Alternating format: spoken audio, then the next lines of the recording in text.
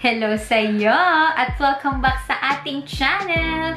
So anyways, Christmas is around the corner na. So yan na, papalapit na mga Christmas bonus or 13-month pay ng mga nagtatrabaho dyan. So yung iba siguro nakuha na. And ayan, malapit na ang kabi-kabilang mga Christmas party. So gumawa ako ng makeup tutorial na pwede nyo or pwede na makatulong sa inyo sa a-attendan yung mga Christmas party. Ito nga yung nasa face ko na is yung Korean makeup look or yung glass skin look. So, yan. So, if you want to know more, just keep on watching.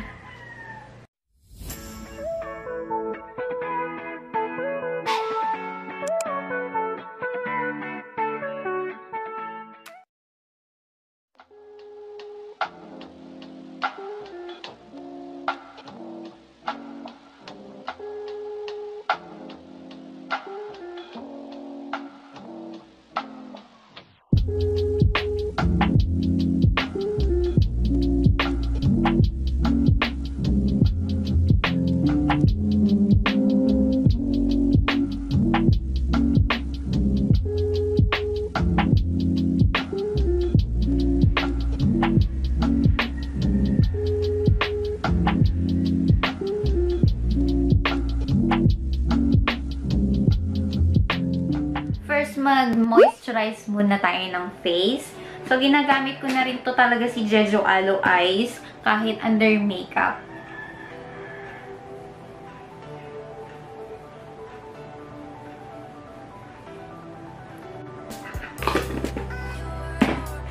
So, next is maglalagay ako nitong bagong itatry ko siya, si BB Holic. So, made in Korea din siya. And, mabibili to anywhere sa Watson. So, sachet muna tayo kasi itatry ko lang muna siya sa face. So, yan.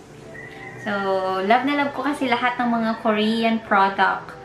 Maganda kasi lahat sila. So, apply na natin.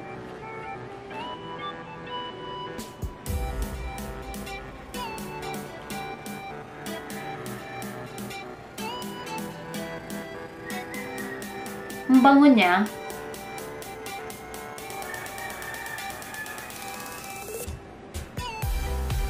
At ang dali lang niyang i-apply sa face. Although hindi niya naman mako-cover up lahat ng mga sumpa sa ating mukha.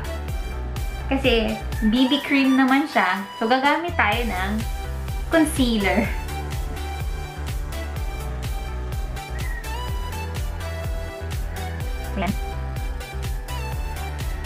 Next is magko-concealer tayo. Ang gamit ko is Maybelline Fit Me. Ang ganda niya kasi sa face ko. Hindi siya yung nagkukulubot or nagkakaroon ng creases o namumuo dito sa under eye ko. Kaya love na love ko tong Maybelline Fit Me concealer.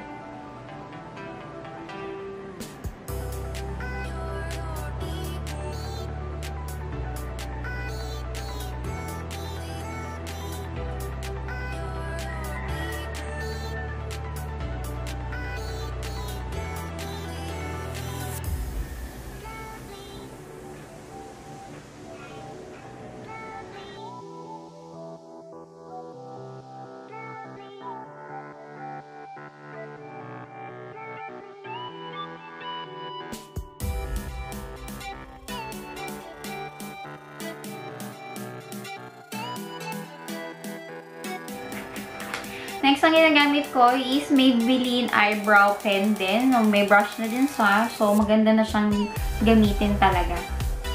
2-in-1, kumbaga.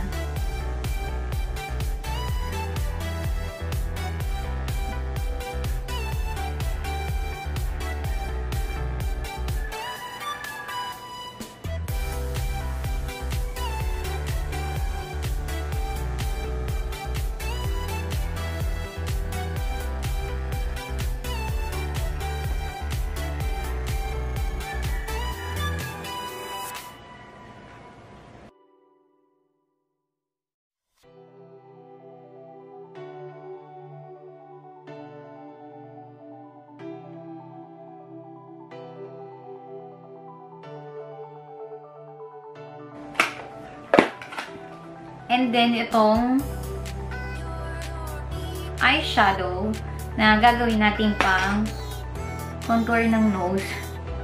Para magkaroon naman tayo ng nose.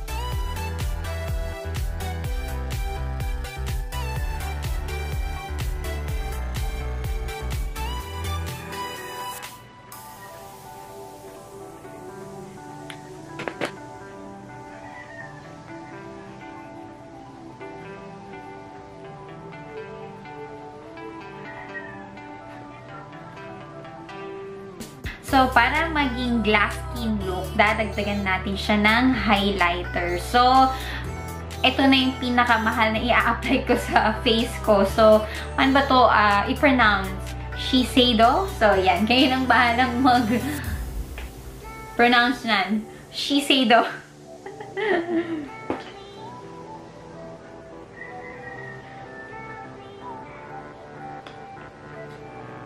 So, ito yung shade niya.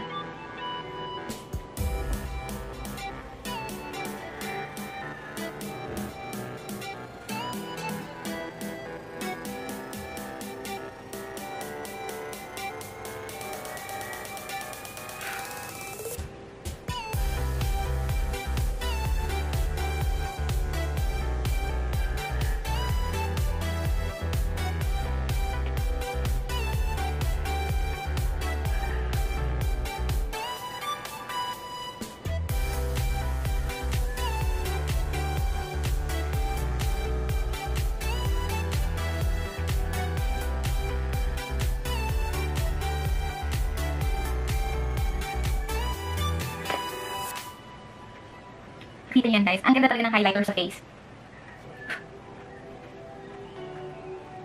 So, yan. Kita mo yan? Yung kawikintab-kintab na yan. Ang ganda, diba? So, yan yata yung pinaka magandang brand sa Japan. So, mas recommended ko siya. Although, medyo may kamahalan siya. Pero, ang ganda ng effect niya sa face. So, yan. So, nilalagyan ko dito pa-diamond effect. So, yan. Dito, tsaka to. So, yan. So, para sa lips, gamit tayo ng Peripera. So, ayan siya.